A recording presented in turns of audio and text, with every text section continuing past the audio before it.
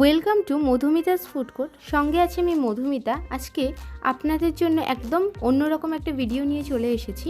আমরা প্রতিদিনই বাড়িতে ডাল বানিয়ে থাকি। কোন ডালে কোন ফোড়ন দিলে তার স্বাদ দ্বিগুণ হবে, আজকের ভিডিওটা সেই নিয়ে। প্রথমেই আসি মুসুর ডাল, যেটা প্রায় প্রত্যেক দিনই বাড়িতে হয়ে থাকে। মুসুর ডালে আপনারা কালো জিরে কাঁচা লঙ্কা ফোড়ন দিতে পারেন, এছাড়াও রাঁধুনি কালো জিরে শুকনো লঙ্কা ফোড়ন দিতে পারেন।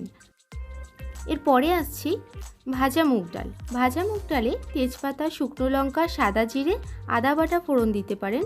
এছাড়াও যখন উচ্ছে বা লাউ দিয়ে ডাল করবেন তখন রাঁধুনি, মেথি, আদা বাটা, কাঁচা লঙ্কা ফোড়ন দিতে পারেন। এরপরেই চলে আসছি আমরা কাঁচা মুগ ডাল।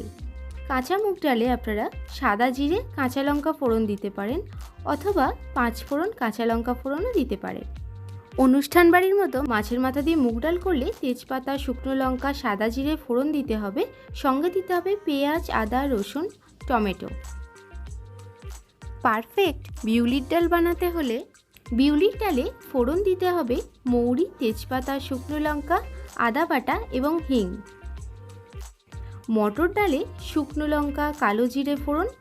এছাড়াও টক ডাল বা লাউ বা উচ্ছে দিয়ে ডাল করলে তখন সর্ষে ফোড়ন দিতে পারেন।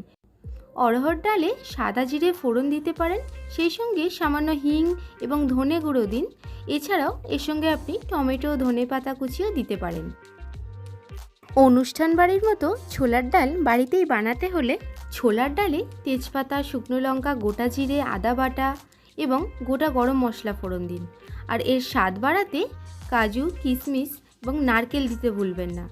ভিডিওটা ভালো লাগলে অবশ্যই আমার চ্যানেলটি লাইক, শেয়ার এবং সাবস্ক্রাইব করে নিন। বেল আইকনটি প্রেস করতে ভুলবেন না। আবার আসছি পরের ভিডিওতে। ভালো থাকবেন, সুস্থ থাকবেন। ধন্যবাদ।